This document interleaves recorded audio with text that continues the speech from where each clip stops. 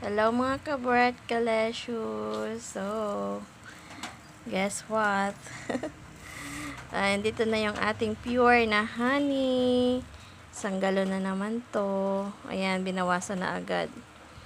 Binawasan na agad ng matakaw na tao dyan sa honey. Kaya bilis mo sa honey ko, laging tinutungga. Pero ako, inaano ko to, minimix ko sa sa lemon.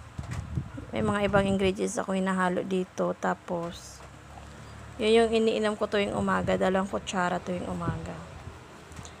Dito, nung napansin ko tuwing umiinom ako nito, nung nagsimula na akong uminom ng ganitong honey, 2 kutsara tuwing umaga, hindi na nagtitrigger yung yung allergy ko sa Kagaya niyan, pag sa tenga, pag nag-trigger kasi siya ng gusto, namamaga yung tenga ko, nabibing ako, nagkaka-infection, ganyan.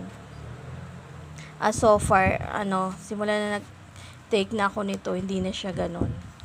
Minsan, sinisipo, nagbabahing, ayan. Pero, nawawala din siya kaagad. Pag minsan na dry cough, pero, nawawala din siya agad, hindi siya totally na, yung lumalala talaga.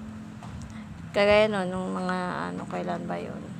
Naubusan na, kasi tagal ko rin nawala ng honey, siguro mga may honey pa ako na konting-konting tinitipid ko, mga ganito na lang karami. Kaso nga lang, hindi na siya nakababad sa sa lemon, ganyan. Kaya ang ginawa ko, tinitingi ko na pag sinisipon ako, ganyan, pag nakakaramdam ako may sipon, tinitimpla ko na kaagad sa lemon. Yun yung pinaka-asukal ko, lemon, tsaka, yung honey. Tsaka konti lang na asukal, tsaka lemon. Kalahating lemon. Ini-squeeze ko. Tapos, juice ko sa isang baso yan. Yung yung mga tira ko na pinagbabaran dati na wala ng katas. Kasi nasip-sip na siya ng mga ingredients eh. Yun yung ginangata ko, sinisip-sip po. Tinatsagaan ko kangangata yun. Yung mga bawang, tapos yung lemon na binabad kasi ang lutong na niya, masarap na siya, wala siyang anghang.